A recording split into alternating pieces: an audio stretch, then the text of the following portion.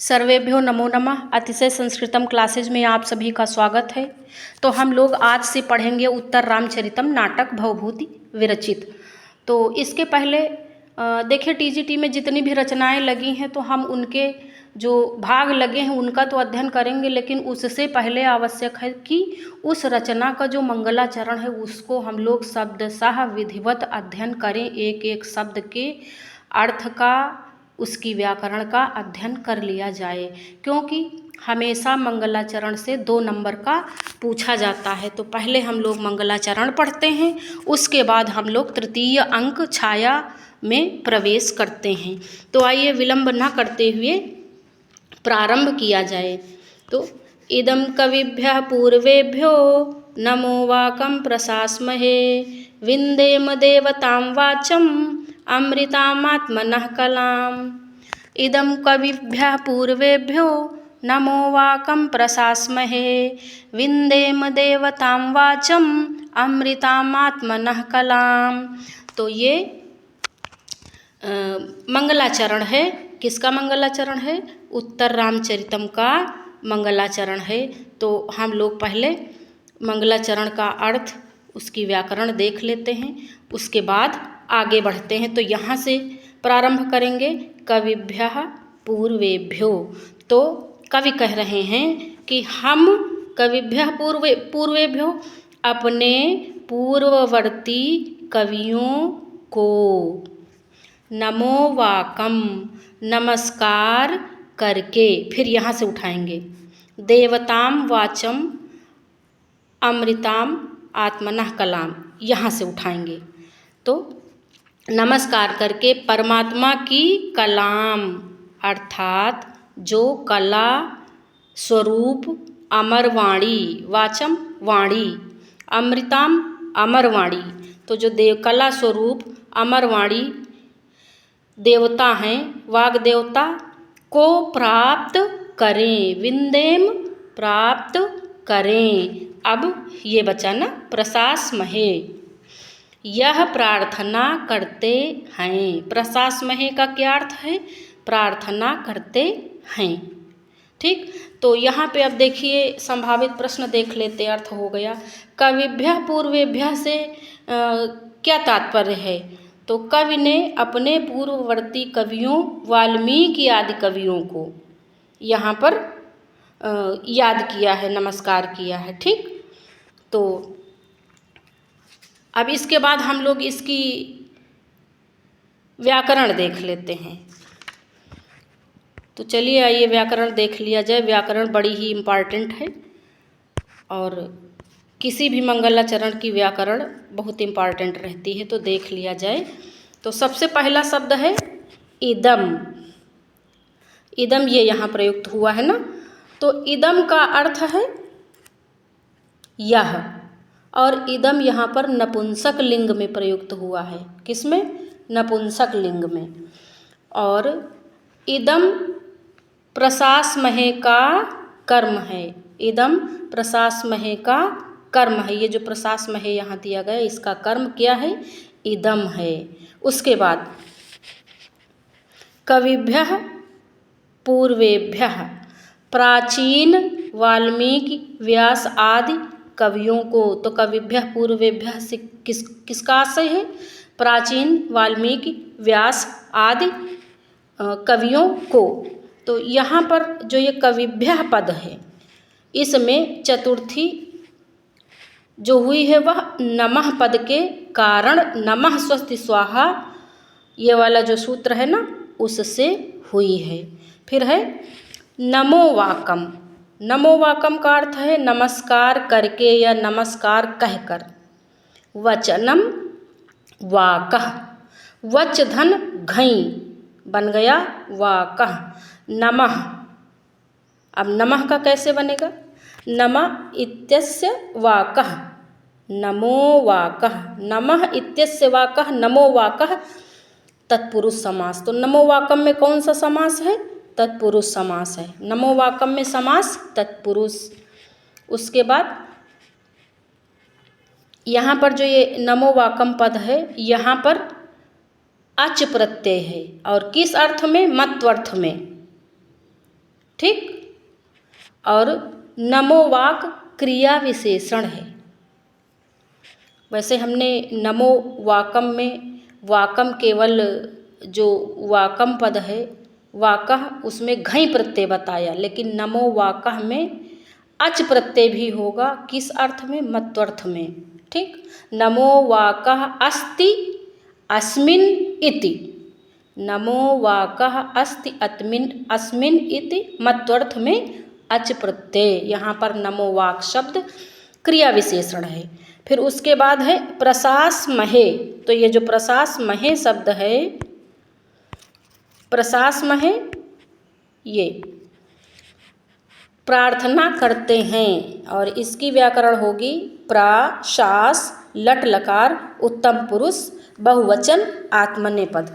फिर है विंदेम। विंदेम शब्द दिया है ना, कहाँ पे? ये यहाँ।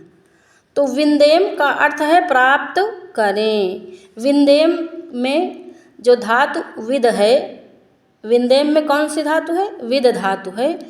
तो यह जो विद धातु है यह तुदादिगणी है। कौन सी? तुदादिगण की।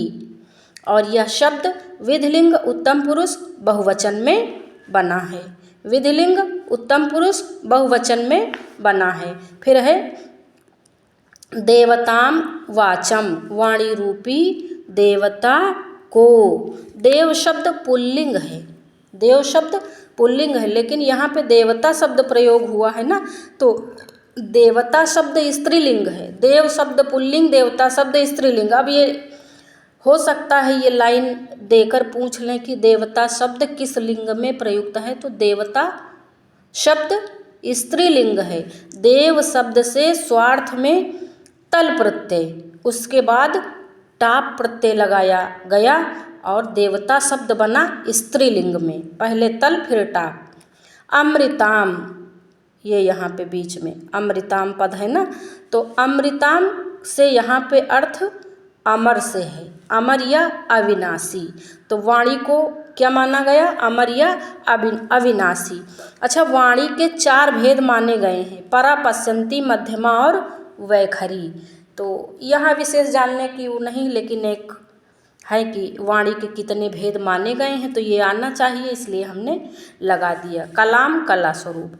तो इस श्लोक में अनुष्टुप छंद है। कौन सा? अनुष्टुप। और मंगलाचरण नमस्कारात्मक है।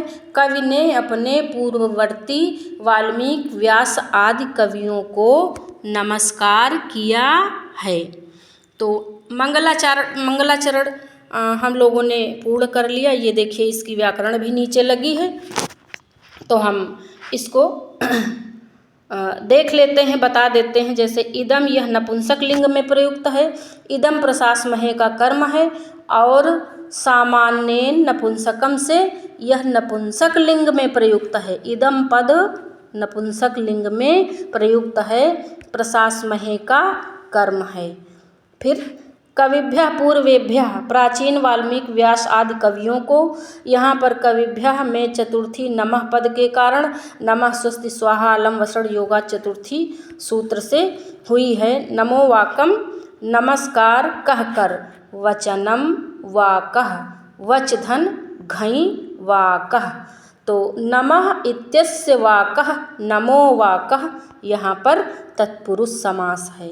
नमो वाकः अस्ति अस्मिन इति मत्वर्थक, जब मत्वर्थक लेंगे तो अच प्रत्यय हो जाएगा। नमो वाक क्रिया का विशेषण है। ठीक, नमो वाक क्रिया विशेषण है। प्रशास महे, प्रार्थना करते हैं। प्रशास लट उत्तम पुरुष बहुवचन आत्मने पद में प्रयुक्त है। विंदेम, प्राप्त करें। तुदादिगणी विद धातु विधिलिंग उत्तम पुरुष बहुवचन में प्रयुक्त। देवताम वाचम, वाणी रूपी देवता को। देव शब्द पुल्लिंग है, परंतु देवता शब्द स्त्रीलिंग है। देव शब्द से स्वार्थ में तल प्रत्यय और उसमें स्त्रीलिंग बनाने के लिए टाप प्रत्यय लगाकर देवता शब्द स्त्रीलिंग में बना। अमृताम का अर्थ यहाँ पर अमर है, और अविनाशी अमर या अविनाशी। और वाणी के 4 भेद अभी हमने बताए थे, वही हमने लिखा है नोट में। परा पश्यन्ति मध्यमा वैखरी। तो हम लोगों ने मंगलाचरण पढ़ लिया। तो आइए अब हम लोग चलते हैं पेज नंबर 2 पे। तो पेज नंबर 2 में प्रारंभ करते हैं तृतीयो अंकः।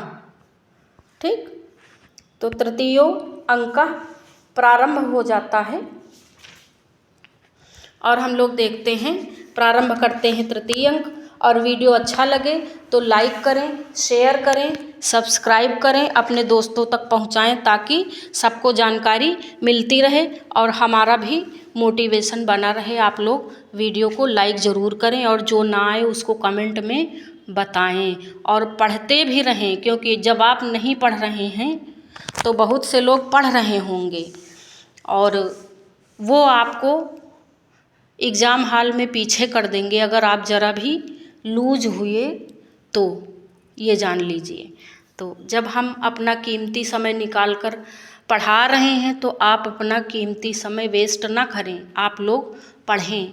इसके पीछे मेरा कोई बिजनेस वाला पर्पज़ नहीं है, बस हम आप लोगों की मदद करना चाहते हैं, इसलिए हम समय निकाल कर पढ़ा रहे हैं। तो आइए प्रारंभ करते हैं। ततः प्रविशति नदी द्वयम्। ततः तदनंतर, इसके पश्चात, प्रविशति माने प्रवेश होता है, नदी द्वयम् दो नदियों का। ठीक, नदी द्वयम् दो नदियों का प्रवेश होता है। अच्छा, ये जो दो नदियां हैं, इन नदियों में पहली नदी कौन है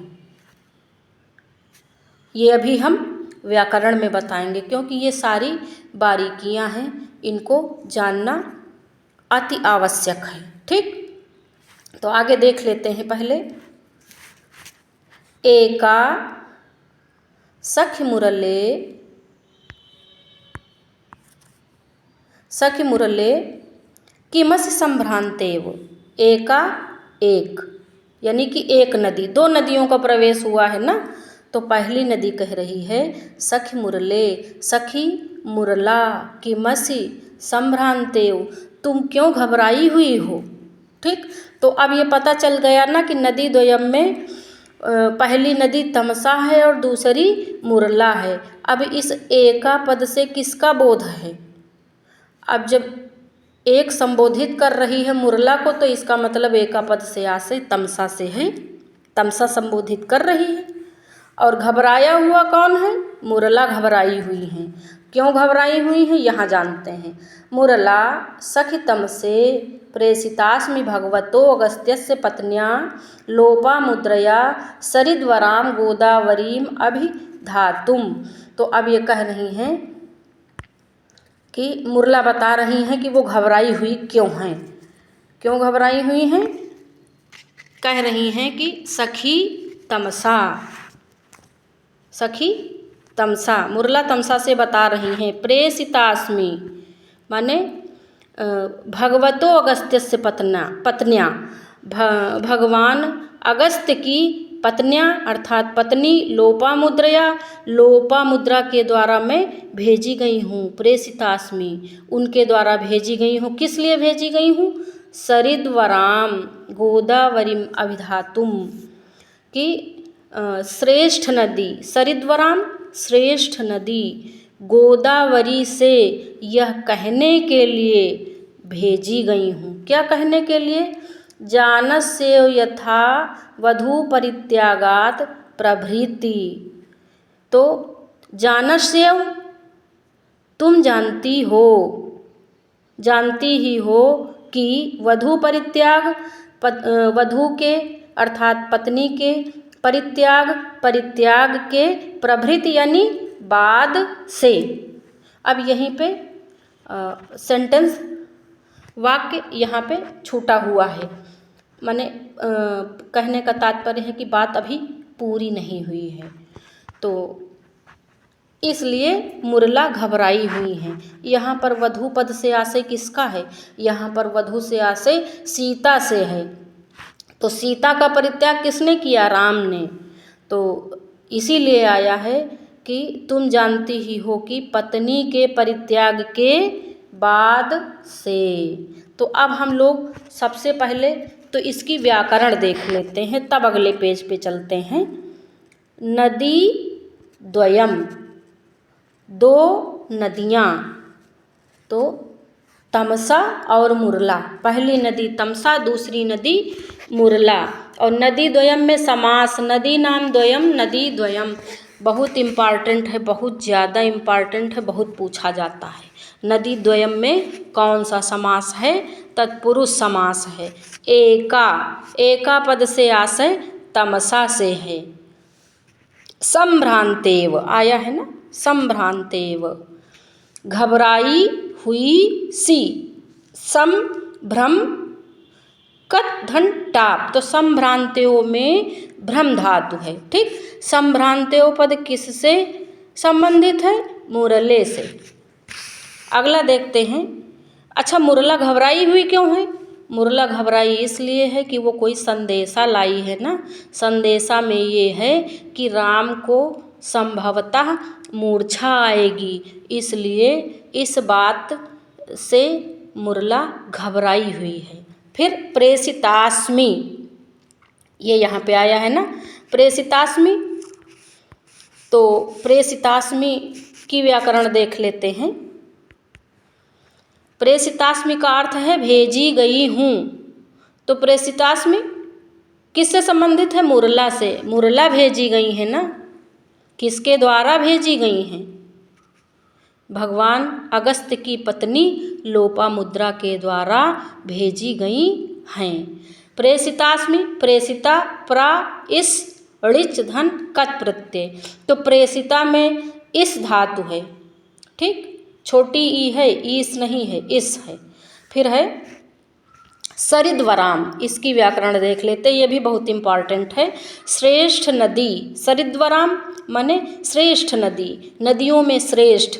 सरित्सु वराम, सरिद्वराम तत्पुरुष समास। सरित्सु वराम, सरिद्वराम तत्पुरुष समास।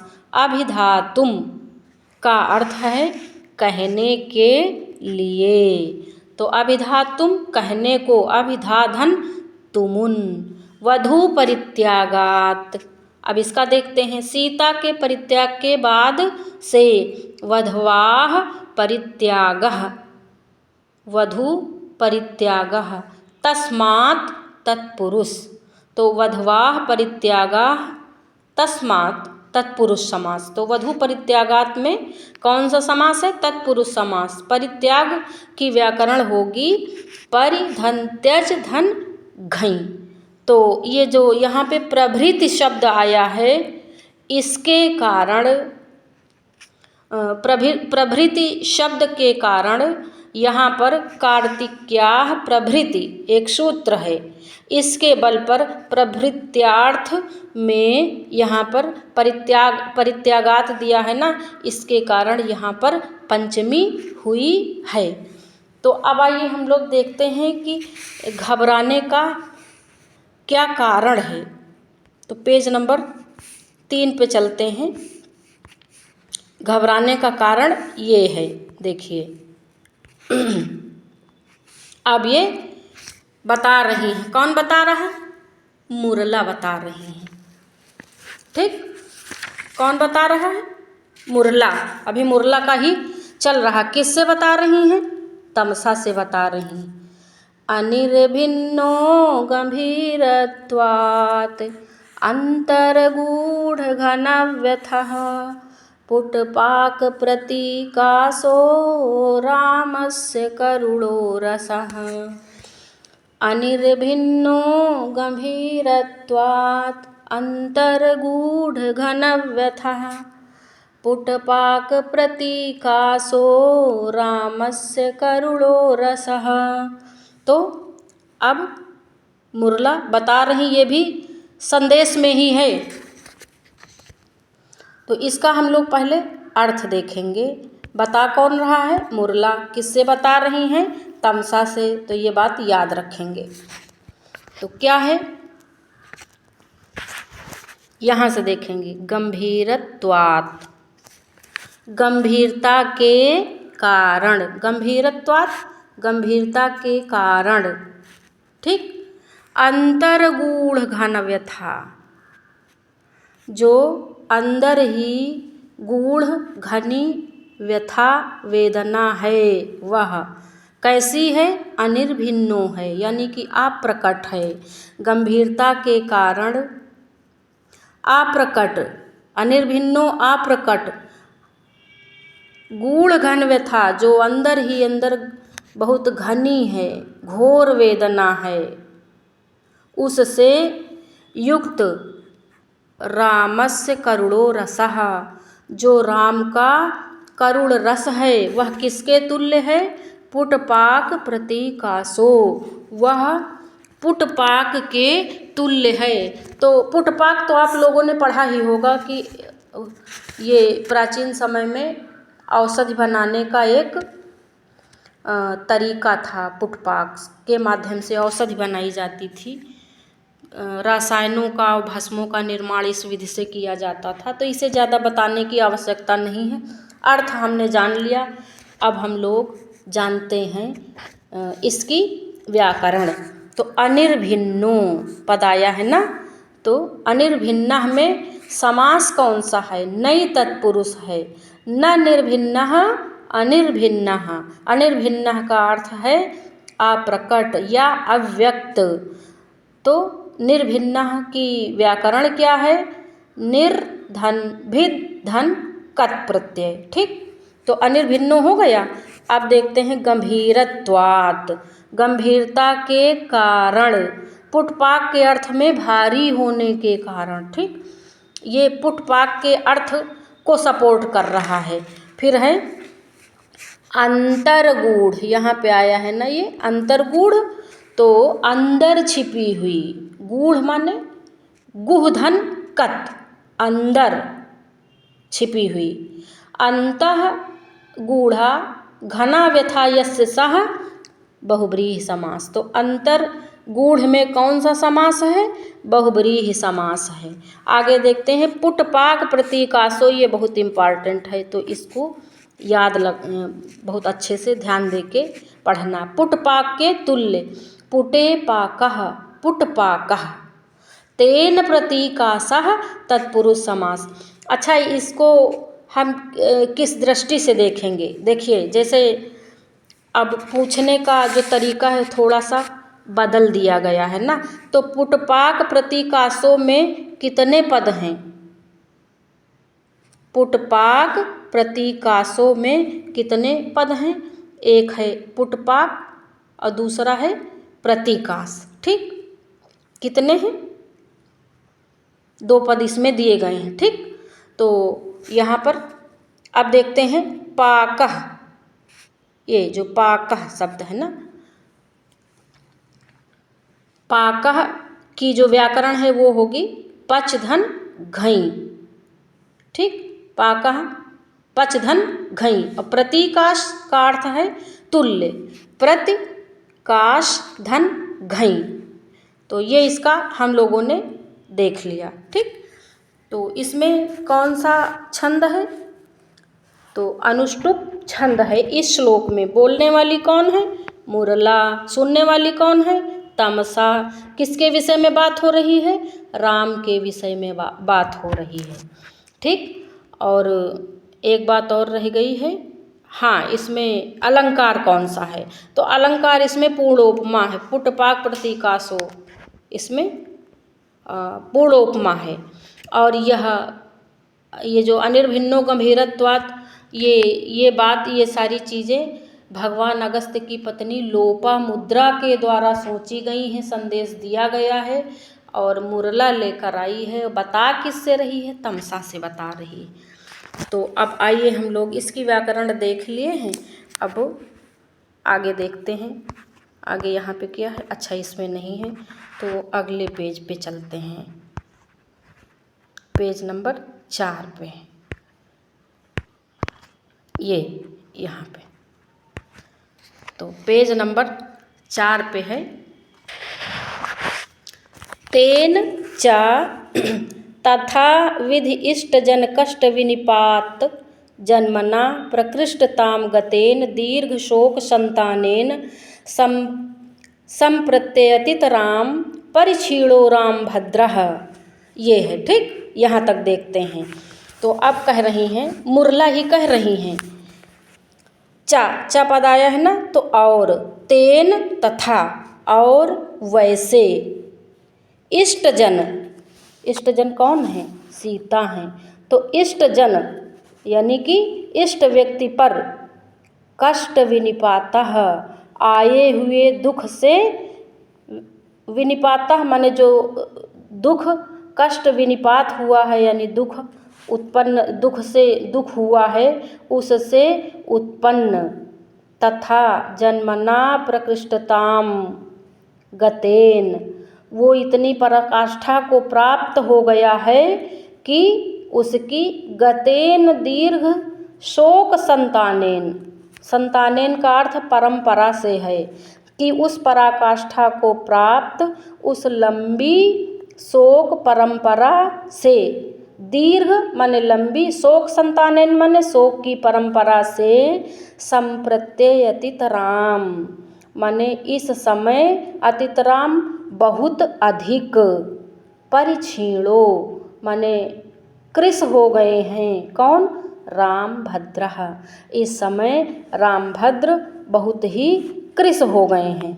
अब अगला हम लोग देखते हैं, अगला देख लिया जाए, दूसरा फिर पूर्ण विराम तक अर्थ देख लेते हैं यहाँ से। तम अवलोक्य कंपितम इव कुसुम सम बंधनम में हृदयम। तो ये जो है ये सूक्ति है, किसके द्वारा बोली गई है? मुरला के द्वारा बोली गई है, यहाँ से यहाँ तक, तम अवलोक्य से में हृदयम तक ये सूक्ति है, बड़ी इम्पॉर्टेंट है। किसके द्वारा बोली गई? मुरला के द्वारा।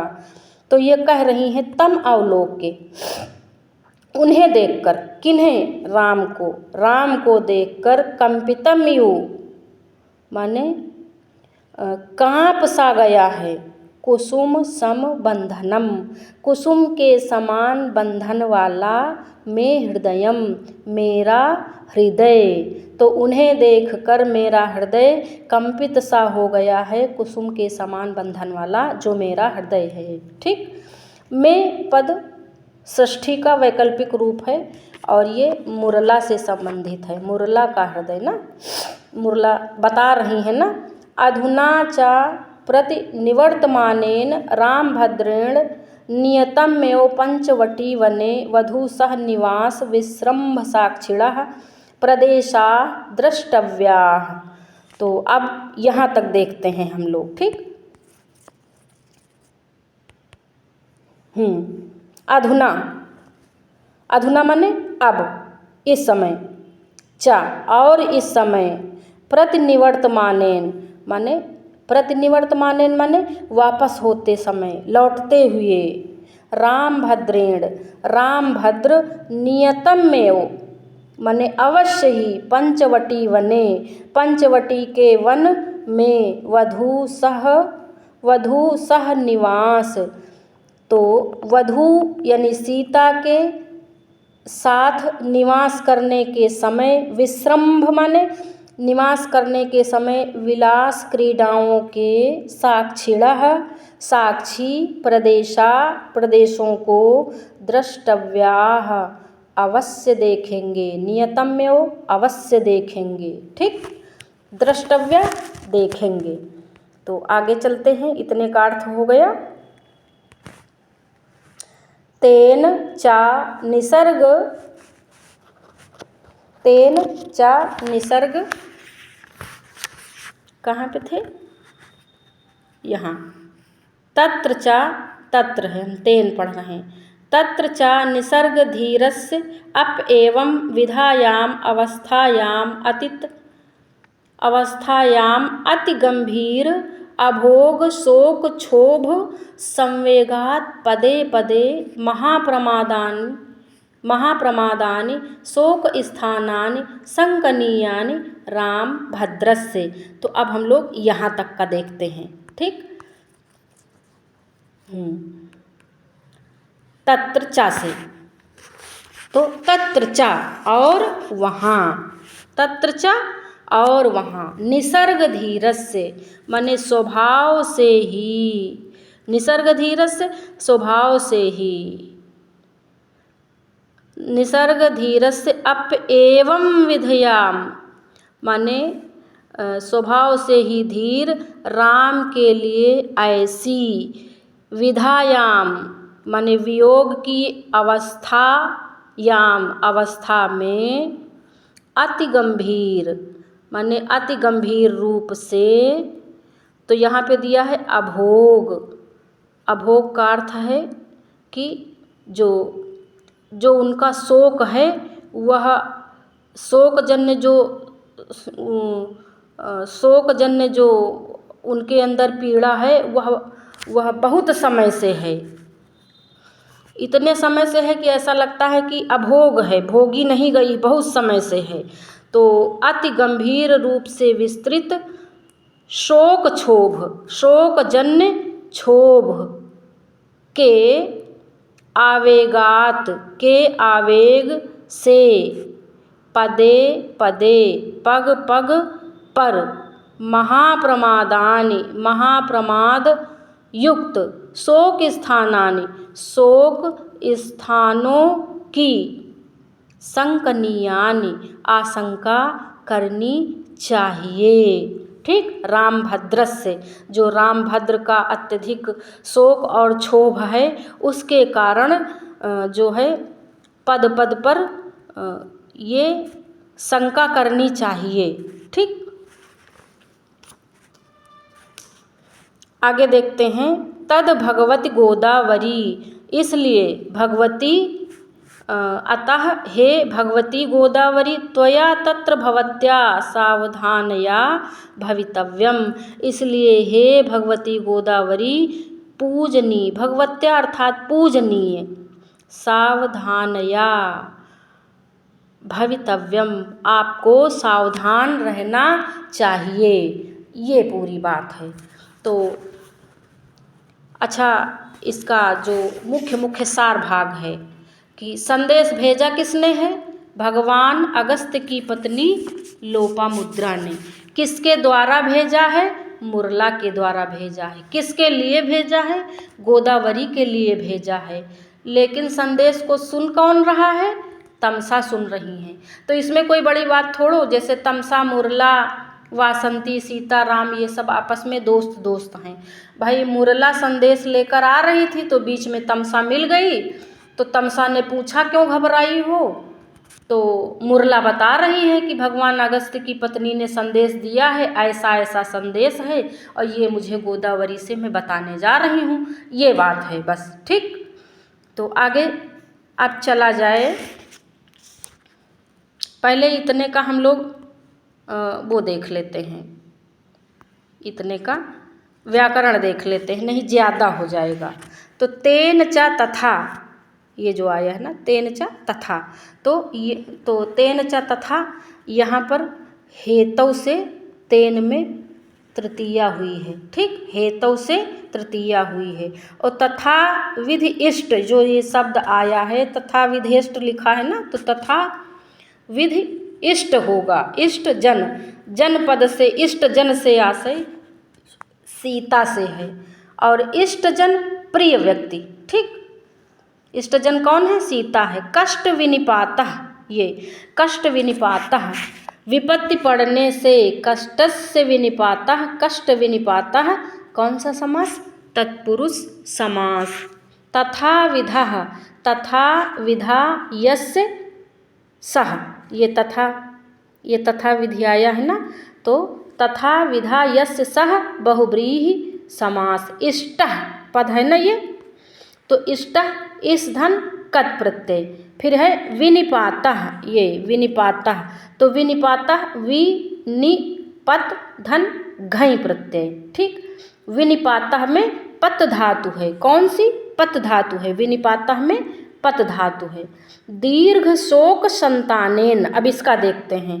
तो लंबे शोक की परंपरा से, यानी शोक की परंपरा बहुत लंबी है राम की, बहुत लंबे समय से सीता जी नहीं है ना, तो शोक की परंपरा बहुत लंबी है। ऐसा लगता है कि अब होगी है। तो अब इसका देख लेते हैं। दीर्घ शोकः, दीर्घः शोकः कौन सा समास? कर्मधारय। दीर्घः शोकः कर्मधारय। तस्य संतानेन तत्पुरुष समास। ठीक। अच्छा, अब ये जैसे है प्रश्न की प्रकृति किस टाइप से हो सकती है ये देख लेते हैं कि जैसे दीर्घ शोक संतानेन दिया है यहाँ पे, तो दीर्घ शोक संतानेन में पूछ लेगा कितने पद हैं, तो 2 पद नहीं हैं, 3 पद हैं। समास दो बन रहा है दीर्घ शोक संतानेन में, लेकिन पद कितने हैं? 3 हैं। यही बात समझनी है, क्योंकि जब कांता विरह गुरुड़ा पद में इसमें पूछा था कितने पद हैं, तो स्टूडेंट कंफ्यूज हो गए थे और उन्होंने समास के आधार पर 2 पद कर दिए थे, लेकिन समास 2 हुए हैं यहाँ पर विग्रह के आधार पर, लेकिन पद तो 3 है ना। दीर्घ शोक संतानेन। तो कैसे देखो, एक बार समास हुआ है दीर्घः शोकः, कर्मधारय समास 2 पदों का हो गया। फिर तस्य संतानेन तत्पुरुष समास, तो पद तो 3 है, समास 2 प्रकार से हुआ है। ठीक। एक बार दीर्घ शोक का, एक बार दीर्घ शोक का संतान के साथ, ऐसे समझेंगे। फिर है संतान की व्याकरण संतंधन घई परिछीणः, ये परिछीणः अत्यधिक कृश परिछीकत, परिछीणः का बहुत अच्छे से जान लेंगे। परिछीधन कत, यहाँ पर छियो दीर्घात सूत्र से ता को ना हुआ है। परिछीणः में पहले ता होगा तो ता को ना होगा, और रसाभ्याम नोड़ह से ना को अड़ा हुआ। ठीक। पर तब परिछीणः में अड़ा आया है, पहले ता को ना हुआ छियो दीर्घात से, फिर ना को अड़ा हुआ किससे? रसाभ्याम नोड़ह से। निष्ठायाम सूत्र से ई को दीर्घ हुई, किसके? ई को दीर्घ हुई छी के। ठीक। छी धातु है, कौन सी? छी धातु है, ये छोटी की मात्रा है परिछीणः में, यहाँ पर बड़ी की मात्रा लगी है ना, लेकिन जो धातु है उसमें छी में छोटी की मात्रा लगी है, तब बना परिछीणः। अभी हम जो व्याकरण डालेंगे उससे आपको कन्फर्म हो जाएगा। फिर है अवलोक्य, तम अवलोक्य है ना, तो अवलोक्य देखकर, अवलोक ऋच धन ल्यप प्रत्यय, कुसुम सम पुष्प के समान, कुसुम समम बंधनम यस्य तत्, कौन सा समास? बहुब्रीहि समास।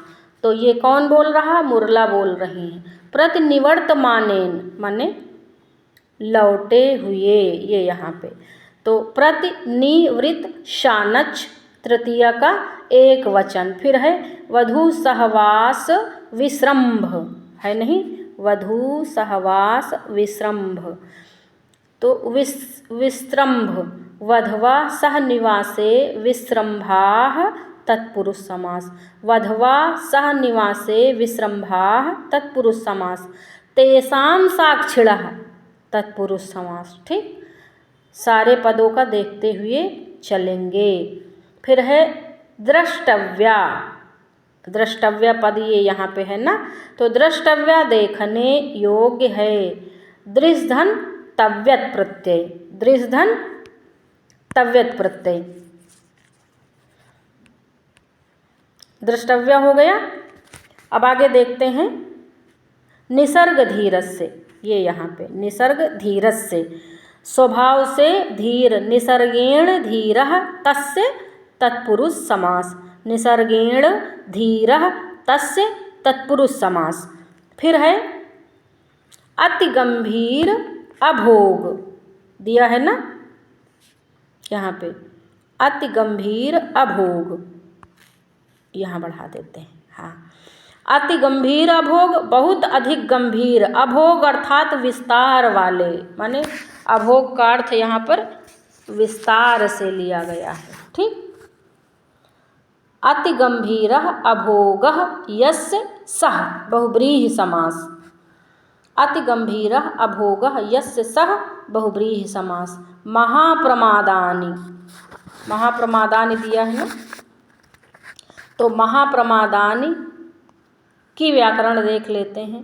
महान्तः प्रमादाः येषु तानि बहुव्रीहि समास, बड़े प्रमादों से युक्त। शोक स्थानानि, ठीक, शोक स्थानानि देख लेते हैं। शोक के स्थान, शोकस्य स्थानानि, शोकस्य स्थानानि तत्पुरुष समास, शोक स्थानानि शोकस्य स्थानानि। सावधान तया, ये सावधान तया का अर्थ है सावधान, अवधानेन सहिता तथा बहुव्रीहि समास। भवितव्यम, भूधन तव्यत प्रत्यय, तो ये इतनी इसकी व्याकरण हो गई। तो अब हम लोग देखते हैं, यही पेज पढ़ेंगे, तो ये देख लेते हैं श्लोक। ये भी अभी मुरला का ही चल रहा है। विचिवातैः सीकरछोदसीतैः आकर्षद्भिः पद्मकिञ्जल्कगन्धान् मोहे मोहे रामभद्रस्य जीवं स्वैरं स्वैरं प्रेरितैस्तर्पयेति। ये तृतीय अंक का दूसरा श्लोक है, ठीक, तृतीय अंक का दूसरा श्लोक है। तो इसका हम लोग पहले अर्थ जान लेते हैं, उसके बाद हम लोग इसकी व्याकरण देखते हैं, ठीक। तो ये है वीची वातई शीकर छोद सीतई, तो शीकर का अर्थ होता है जलकण, तो सीकर छोद जलकणों से, शीतैः शीतल, जलकणों से शीतल। अब कह रही है ना कि भगवती गोदावरी आपको सावधान रहना चाहिए, तो कैसे सावधान रहेंगी ये भी बताया है लोपामुद्रा ने, क्या करना है। सीकर छोद शीतैः, जलकणों से शीतल। फिर क्या है, यहाँ पे देखेंगे पद्म किंजल का गंधान, और क्या करना है, जलकणों से शीतल, पद्म पराग की सुगंध को लाने वाली। किंजल का माने होता है पराग, और पद्म कमल, कमल पराग की सुगंध को लाने वाली, ठीक। स्वैरम स्वैरम माने धीरे धीरे चलने वाली, प्रेरित चलने वाली, ठीक। फिर क्या है, वीची वातैः, तरंग वायुओं से। फिर रामभद्रस्य मोहे मोहे, ये आया है ना मोहे मोहे रामभद्रस्य, तो रामभद्र की मोहे मोहे अर्थात प्रत्येक मूर्छा, यहाँ पर मूर्छा मूर्छा नहीं होगा, प्रत्येक मूर्छा से, प्रत्येक मूर्छा के समय प्रेरितैस्तर्पयेति, तो क्या करना है, चेतना प्रदान करना है, उन्हें फिर से चेतना में अर्थात उन्हें होश में लाना है। मोहे मोहे इसलिए कहा गया है क्योंकि हो सकता है एक बार होश में आए फिर से मूर्छित हो जाएं।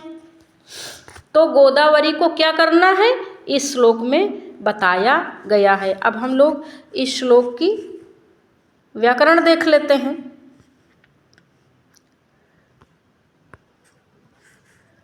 हाँ, तो व्याकरण में हम लोग देख लेते हैं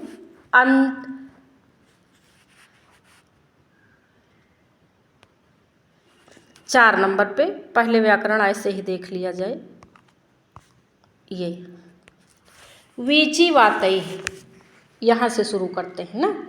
वीची वातैः का अर्थ है तरंगों से मिली हुई, तरंगों से मिली हुई।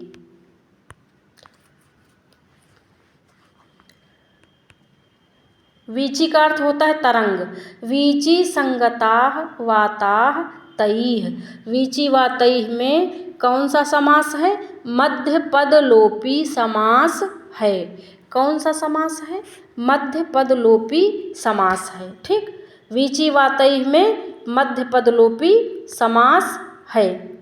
आगे देखते हैं, फिर आया है वीची में प्रत्यय कौन सा है, गीस प्रत्यय है, विकल्प से है वो भी। फिर है शीकर, शीकर का अर्थ है जल कणों के, और छोद का अर्थ है चूड़। यहाँ पे छोद शब्द आया है ना, छोद का अर्थ है चूड़। फिर है सीकर छोद सीतई है, सीकर छोद सीतई, सीकराणाम छोदई सीतः, तत्पुरुष समास। कौन सा समास?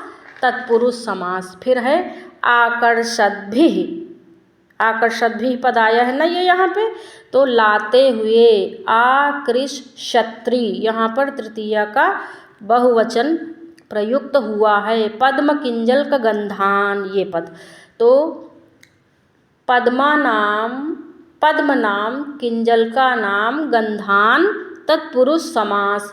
मोहे मोहे, यहाँ पे इम्पॉर्टेंट है, इसे देखेंगे। मोहे मोहे में वीप्सायाम द्विरुक्ति से, नित्य वीप्सयोः से यह 2 बार प्रयुक्त है। ठीक, वीप्सायाम द्विरुक्ति से इसका पुनः पुनः प्रयोग हुआ है। जीवम, जीवम पद का ऐसे ही अर्थ याद होना चाहिए, ये बहुत इम्पॉर्टेंट है। जीवम का अर्थ है जीवन को, जीवम जीवन को, जीव धन घई प्रत्यय। ठीक, जीव धन घई प्रत्यय। फिर पद है स्वैरम, स्वैरम, स्वैरम, स्वैरम का अर्थ है धीरे धीरे, मंद गति से। स्वः ईरः प्रेरणा, यस्मिन तत् बहुब्रीहि समास। ठीक, स्वधन ईरः स्वैरः, यहाँ स्वादि रेरिणोः वार्तिक से वृद्धि होकर स्वैरः रूप बना। ठीक, स्वैरम की व्याकरण देख लिए। स्वधन ईरः स्वैरः, संधि भी देखते हुए चलेंगे। तो यहाँ पर प्रकारे गुणवचनस्य से द्विरुक्ति हुई है। फिर है प्रेरितैः, प्र ईरः ऋच धन कत।